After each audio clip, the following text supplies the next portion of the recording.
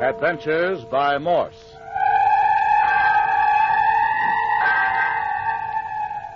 Carlton E. Morse presents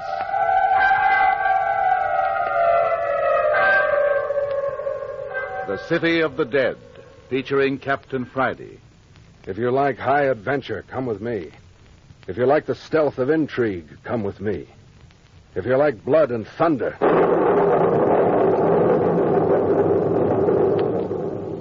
come with me.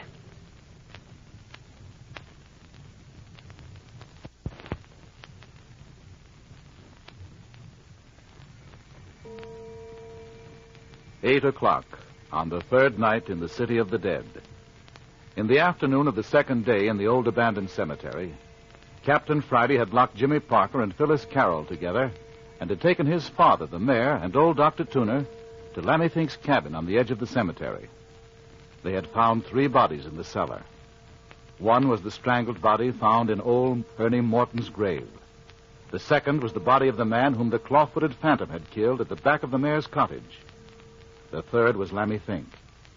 According to Captain Friday, he'd been scared to death. That's right.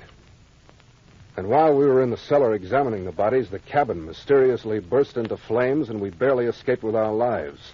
The bodies were completely consumed. After this experience, the old mayor, my father, complained of being tired and returned to his cottage inside the gates of the City of the Dead. Dr. Tuner and I went down to the deserted ruins of a church to look for the phantom church bell. In the musty rectory where the bell ringer had hanged himself 10 years before, we found old Clawfoot amusing himself with a human skeleton. But the queer creature with flowing beard and flowing robes got away from us. Returning to the caretaker's cottage, we found my dad upset and Phyllis Carroll with a stab wound in her back just under the shoulder blade. Jimmy Parker had been locked in the room with the girl at the time, but he denied the deed. Then Phyllis regained consciousness and sobbed out, "Oh, Jimmy, why did you stab me?" That was at 2 in the afternoon. Now, at 8 in the evening, Dr. Tuner is with his patient. Dr. Tuner, am I going to die? I reckon you aren't even going to be very sick, Miss Carroll. Just lost a mite of blood, and the wound won't even leave a scar. Feel much better after a little sleep, don't you? Oh, I've been asleep? Well, sure you have. Here, let me fix that pillow. Now, lie on your left side just a little. That'll ease that sick shoulder of yours. Look mighty pretty in that outfit, Miss Carroll, with the firelight playing on you. Oh, I must look terrible. I've been crying so much, but... Not a bit of it. You look like a young girl should look. Oh, Dr. Tuner, what would make Jimmy do a thing like that? No, you'd better let Captain Friday figure that out. That's his business. By the way, he wants to bring Parker in here as soon as you feel like it. Oh, no, please. I can't face Jimmy after he... I reckon that'll be necessary, Miss Carroll. Do I have to see him? Can't be helped, I'm afraid. Well, all right then. Good.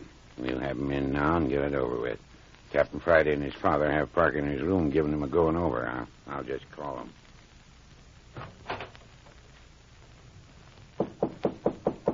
Hi there, Captain. That's you, Doctor? Miss Carroll's ready to see you next door. Good. Come on out, fella. Come on, Mayor. I'd rather not see Phyllis tonight. You know, what you want hasn't got anything to do with it.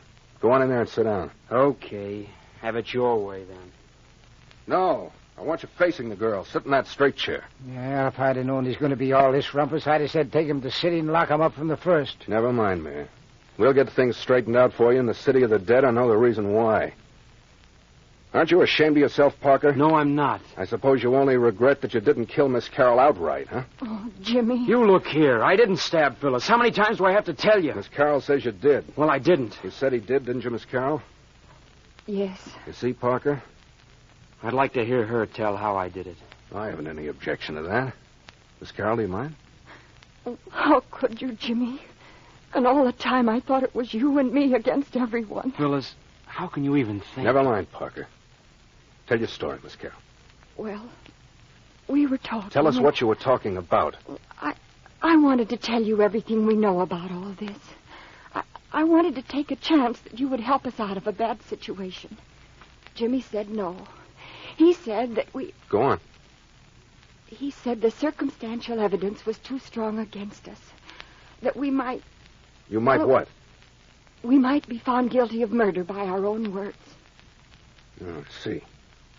And you wanted to take a chance and tell anyway. Yes. I thought if we told everything now, we'd have a better chance than if we waited for you to find out for yourself. Good deduction, Miss Carroll. Well, then what happened? Well, we talked, and then I got angry. I turned my back and walked toward the door. Then, Miss Carroll? And then Jimmy stabbed me, and I fainted. No, Phyllis, no, I didn't. But it must have been you, Jimmy. We were locked in the room alone. It had Just to a be... minute. Miss Carroll, is that your only reason for believing Parker stabbed you? Why, yes. Did you see a knife in the room previous to the attack? No. Did you see Parker walk toward you or know that he was approaching you before the blow was struck? No. Did he say anything just before you fainted? Why, no. Of course not. Then all you know is that you were stabbed while locked in the room with Parker, and for that reason you suppose it was he that had done it. Well, but how could it have been anyone else? Didn't you ever hear of a knife thrower, Miss Carroll? You mean somebody threw a knife at me from the window? Why not? It wouldn't have been the first knife tossed through a window. Oh, then it wasn't, Jimmy. Then you didn't. Oh, Jimmy, I'm so ashamed. Phil, I didn't do it. Honestly, I didn't. Why, of course not. I know you didn't. Oh, Jimmy, can you ever forgive me? Of course, Phil. It's all right.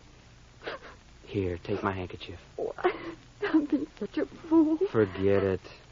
But I've been so miserable. Oh, Jimmy, I felt so bad I could die. It made me sick, Phil, when I found out you thought I'd done it. I just couldn't believe it. Oh, I didn't want to think it, Jimmy, but well, I didn't see any other way out. All right, now, Parker, come on back to your chair. Your hands aren't clean in this business yet. Oh, of course he's innocent.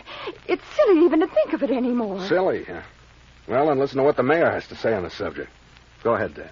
Don't want to be dragged on murder trials. Come on, Dad. Now, don't get temperamental. Don't sass me, young fella. Don't care if you are a detective. Use my son first. Look, Mayor, do you want this business cleaned up or don't you? Well, I was coming up on the porch after returning from Lammy Fink's cabin, where I left you folks. Yes? Heard a scream. Girl's voice? Naturally. Seeing how it was Miss Carroll. All right, then what? Well, I ran into the house and unlocked the door where them two youngsters been locked up. Yes? And there was this fella, Parker, standing over the girl with both his hands bloody, and he was holding a knife. Well, what of it? Naturally, my hands would be bloody from pulling the knife out of Phyllis's shoulder, wouldn't they? That sounds pretty thin. Why wasn't you doing something for the girl instead of just standing over her with the knife in your hand? Well, I was so stunned by what had happened, I didn't know what I was doing. Looks mighty funny to me. Well, I can tell you some other things that look mighty funny, too. Why did you lock Phyllis and me up the first night? Where were you last night when old Clawfoot was roaming around? Why did Dr. Tuna here say you didn't have a telephone the first night we came?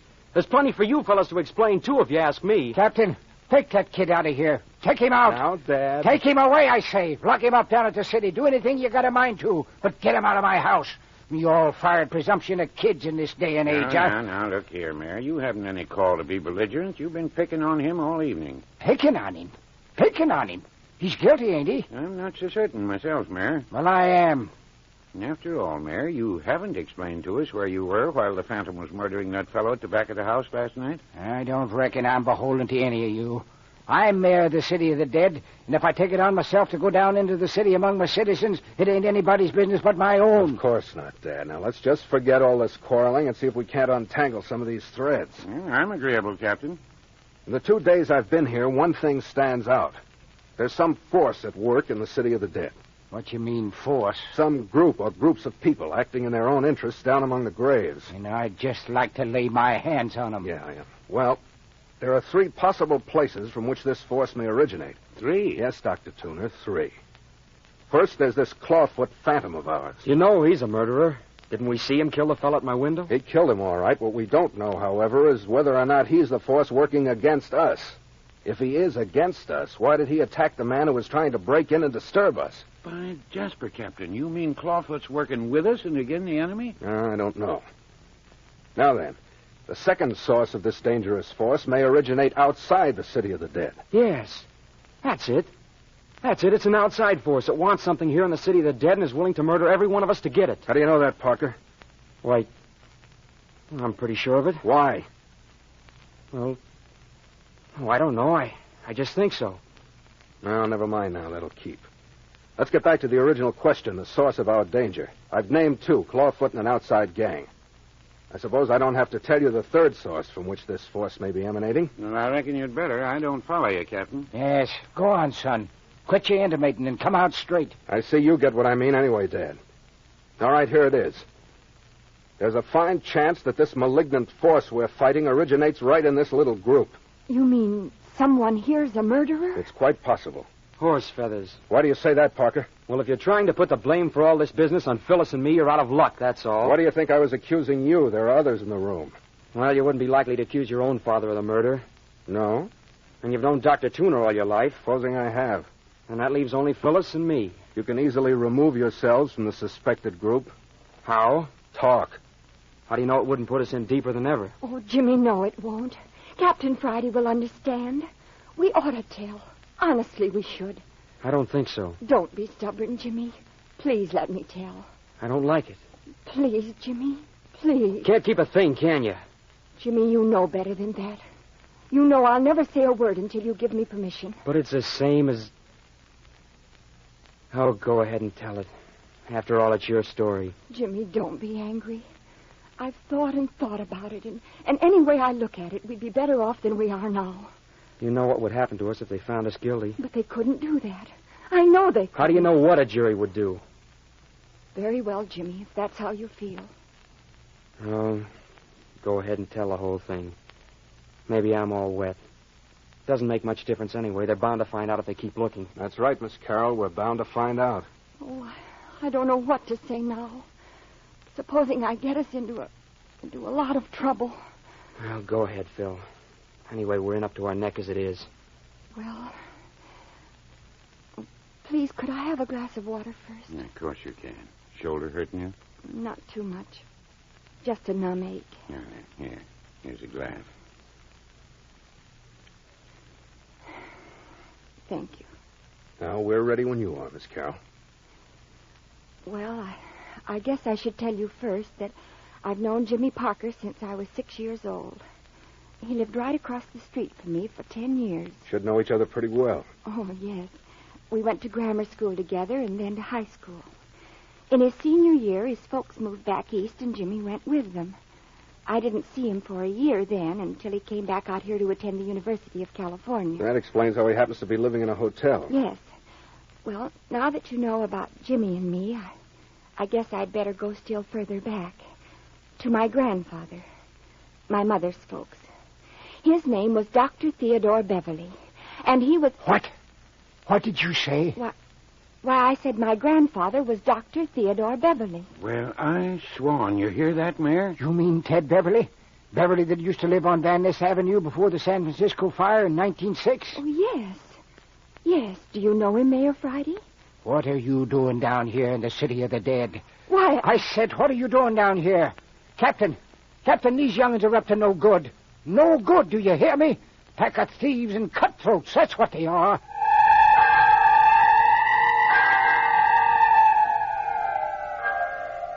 If you just hold your horses, Mayor, you'd hear the reason why Phyllis and Jimmy are down here. Or would you? Are they, after all, the thieves and cutthroats the old caretaker wants us to believe? Personally, I have my doubts, but we'll know better in just a minute.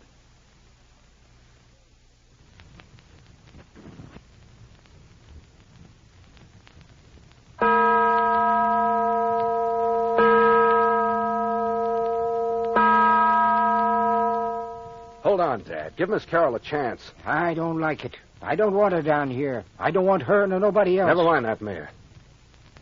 Now, go ahead, Miss Carroll. well, before the 1906 fire and earthquake, my grandfather was a very wealthy man. He had a beautiful home on Van Ness Avenue with lawns and shrubbery and servants and, just everything, I guess. You're right there, Miss Carroll. I've seen your grandfather's place, and it did have everything. All this part is just hearsay to me, you know. It was all over before I was born. Well, anyway, I learned just lately that Grandfather Beverly had a yen for collecting black pearls. Yeah, listen to that, Doc. You hear what she says? Black pearls. Yeah, I reckon I heard all right, Mary. Yes, black pearls. Before the fire, he had one of the finest collections in the world. It was worth about $500,000. That's a lot of money, Miss Carroll. It wasn't for my grandfather, Captain Friday. He was very wealthy. Anyway, the fire came and destroyed his business and wiped out his home and left him just a little bit out of his mind. He never quite recovered from the shock. What happened to him? Oh, he lived for a long time after that. I remember him when I was a very small child. He was austere and gruff, and he walked with a kind of stoop. He always acted as though he had something awfully important on his mind. Yep, I remember that characteristic. Used to have the habit of staring right through folks. Give a person the creep. Yes, well, what finally became of him? He was drowned. At least he disappeared, and about a week later a body was taken from the waterfront, and the police identified it as my grandfather. But Mother was never sure. Wasn't sure, huh? No. She kept looking for him for 2 years, but it was no use. The body was finally buried out here in the city of the dead, and things settled down to normal again. Your grandfather left you and your mother quite wealthy, I take it. Oh, no. Hardly anything. Only a little insurance. Well, what became of his business, all his money? I don't know very much about it. I was too little to understand while he was alive, and everyone's awfully vague about it now, but everything seemed to melt away without him to handle it. Well, that might easily happen to a man's business, Miss Carroll, but it couldn't happen to anything as substantial as $500,000 worth of pearls. What became of them? We never knew. Until quite recently. Then you know now? Well, Well, answer. What's the matter with your tongue, young woman? Look here, you don't have to talk to her like that. Mind your own business, Parker. Say, what's the matter with you anyway, Mayor? You act like you were sitting on a keg of dynamite. I reckon the mayor's just a mite interested in Miss Carroll's story, that's all. Got a mighty funny way of showing it. Now then, if everyone has had his say, we'll go on. Miss Carroll, you do know where the black pearls are now. Well, I know what became of them. Who told you? Why, no one told me. Then how did you find out? Is that the reason you're down here in the city of the dead? Yes, Miss Carroll. How did you find out about the black pearls at this late date? I had a birthday the 6th of last month. It was my 20th. Yes? On my birthday, I received a little package from Cartwright, Hobson, and Cartwright, the lawyers in the city, you know. And in the package was a letter from the firm saying that they were delivering a sealed package given them on the date of my birth by my grandfather. Yes? Were the pearls in the package, Miss Carroll? Why, no, Mayor Friday. It was much too small for that. It was just a big letter of instructions. Instructions for what? Telling where the black pearls actually were. Oh, I see. Oh, I was awfully excited. I called Jimmy at his hotel over in Berkeley and had him come over right away. Just how many persons did you let in on your secret? I didn't tell anyone but Jimmy. What about your mother? No, not even her. I wanted to keep it from her until I could be sure it was true. So Parker here was the only one you confided in? Yes. Well, what did your grandfather's letter say? It said that this letter was written to protect my future in case of my grandfather's death before I reached the age of 20. It said that my mother was his favorite relative and that he'd always intended that the collection of black pearls should go to her first child. That's you? Yes. I was the only child born to my mother. How many children were there in your grandfather's family? 3. 2 boys and my mother. Are they living? Well, Uncle Robert may be alive. He disappeared after Grandfather's death, and we haven't heard from him since. Uncle Franklin and his wife are both dead. Did they leave any children? Yes. 1 son. What's his name? Bert Arnold. Where is he now? Dead. What's that? I said he was dead. Murdered. It was his body you found strangled in old Morton's grave. Gosh, old hemlock, Mayor. And I can guess who did it. I'll do the talking, Dad. You mean the murdered man was this girl's cousin? The only known living relative that might dispute her ownership of the black pearls? That's what I said. No wonder you didn't want to tell. The 3 of you down here in the city of the dead alone at night. One of the 3 found strangled in an old grave. Another of you with fresh blisters on your hands. And the motive? $500,000 worth of black pearls. You see, Phyllis, it's just as I said. Try to make a detective see light with all that evidence against us. Oh, but Captain Friday, we didn't do it. We didn't. What could your cousin have wanted in the city of the dead? Well, I suppose he came for the same reason we did. And what was that? To find the black pearl. In the city of the dead? Yes. Where? Phil, don't tell him. That isn't necessary. I'll let that go for now.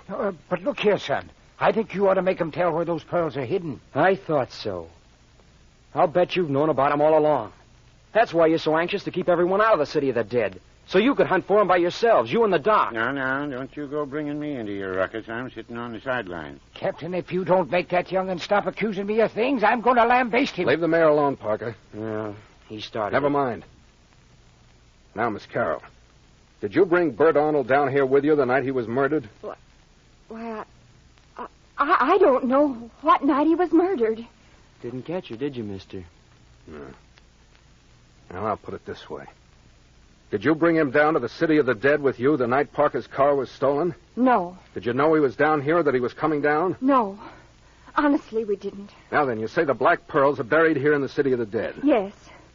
Oh, no. That was a rotten thing to do. Let the pearls alone. They belong to Miss Carroll. Well. So the pearls are buried in one of the graves in the city of the dead. She didn't say that. She didn't need to. No wonder the city of the dead has come alive by night. I wonder how many people in the world know about this. Oh, probably a very few, Captain. The whole city of the dead had been dug up and redug by now. $500,000 ain't to be sneezed at. Those pearls belong to Miss Carroll no matter who finds them. Reckon they belong to the one who has them. Well, Mayor Friday, if you aren't the lowest old codger... Quiet, Parker. Miss Carroll, that letter of instructions from the law firm, where is it? What? We burned it. That's a lie, Parker. Prove it. You'll be glad enough to bring it out when you go before a jury for murder. You don't think I killed Bert Arnold. You know you don't. And what's more, you don't think I stabbed Phyllis. You'd be surprised what I think. Do you know of anyone else who might have reason to stab her? There's somebody else mighty anxious not to have her tell what she knows about those pearls. Who? If I knew, there wouldn't be any mystery. By the way, Mayor Friday couldn't throw a knife, could he? He had the opportunity. Why, you young whippersnapper... Hold it, Dad. That's enough out of you, Parker. Go on into your room. But what about Phyllis? Never mind about her. You get into your room before you get yourself in more trouble. Afraid to look into your own father's actions too closely? Is that it, Captain? Get into your room, Parker, now. Okay. Never mind the strong-arm stuff. Dad, I want to talk to you and Doc Tuner out in the kitchen. Miss Carroll, you'll be all right here for a few minutes. Oh, yes, I'll be all right, I guess. Well, if you feel uneasy or need anything, you just sing out. Come on, Dad, in the kitchen. Yeah? What for? What's this all about? I think you know. Close the door, Doc. You and Doc Tuner have got to face it. Let's get it over with. You'd think I was your prisoner instead of your father. Now then, Dad, what's it all about? Huh? What's what all about? Come on. Why all this mystery with me? Don't know what you're talking about. Oh, yes, you do. You know plenty. And if it's on the level, why can't you trust me? Ain't nothing to trust you with. You and Dr. Tuner here have known about those black pearls all along. I knew Doc was making a mistake when he confided in you. Oh, you did you? Don't you suppose I know why you haven't been down in the city of the dead to look for graves that might have been tampered with? I wouldn't stick my nose in where it ain't wanted if I was you, son. You've been opening the graves yourself, you and Doc. Fine pair you are. You with your talk about being mayor of the city of the dead and aiming to see that none of your sleeping citizens shall be disturbed. No, Captain. And you, Doc, with your pretty talk about coming down here to visit your old friends and patients. Yeah. And all the time you've been digging into grave after grave for those black pearls. Aren't you ashamed of yourselves? You ain't got no right to talk to your father like this, Captain. I suppose you both know you could be sent up for the rest of your natural lives for this. I don't reckon you'd do a thing like that, Captain Friday. I ought to. Captain, you're hurting your father mighty deep talking that way. Well, what's he doing it for? Good heavens, man. He's got a trust here. He was put here to see that these sacred mounds of earth were not violated. And what has he done?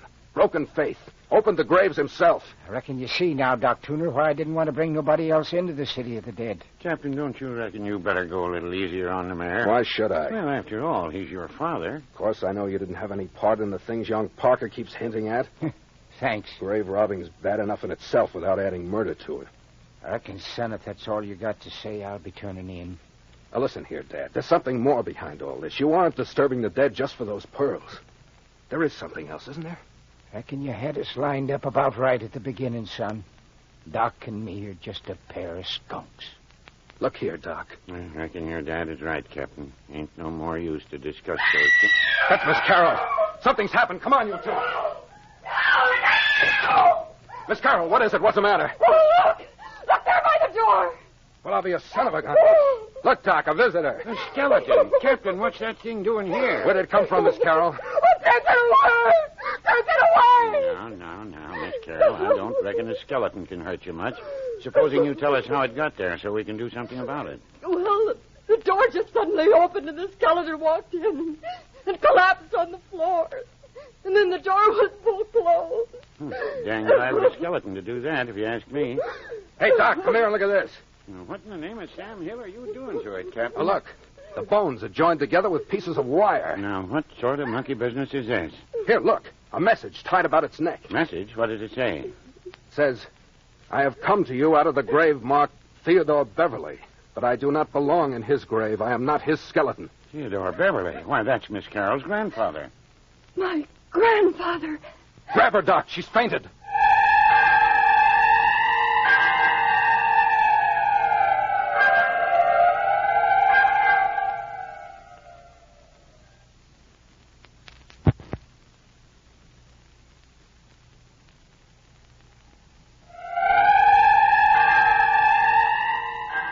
And now the very skeletons in the city of the dead are coming up out of their graves to identify themselves. But what does the message mean? I am out of the grave marked Theodore Beverly, but I am not his skeleton. And what has all this to do with the phantom church bell and old Clawfoot? Many of these things will be revealed to you next week when you hear Episode 6 of Carlton E. Morse's City of the Dead, entitled The Ghoul in the Grave.